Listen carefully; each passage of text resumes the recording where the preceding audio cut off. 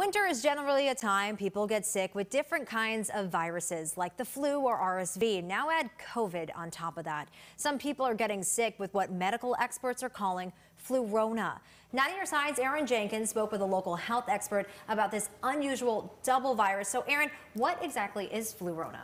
Well, Courtney, it is really just as it sounds, an infection of both the flu and COVID at the same time. Hospital leaders say while it is a possibility, it's still very rare in patients and doesn't seem to present any major risk at this time. Flurona. Term is new. I don't think the idea is new. Uncommon? Traditionally, it's unusual to have two viral infections at the same time. My understanding is a lot of people aren't getting this. But not impossible. This is flu season now.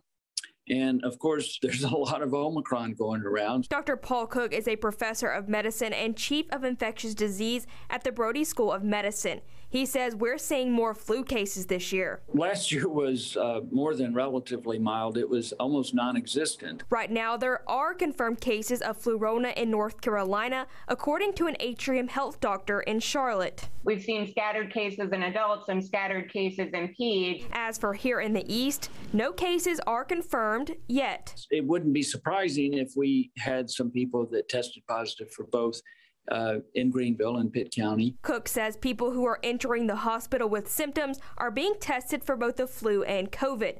But if you just get a COVID test at a testing site, you wouldn't be able to tell if you have both. He says right now Flurona doesn't seem to pose a huge threat. I don't know that the clinical outcome is going to be any worse with both. It's still important to be mindful. Influenza can be a very serious illness, and it can kill people, and people lose sight of that.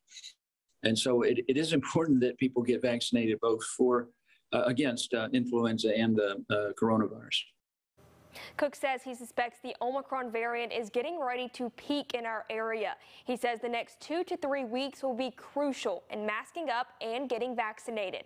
Visit our website WNCT.com for a list of resources to both COVID and flu shots here in our area. In studio, Aaron Jenkins, 9 on your side.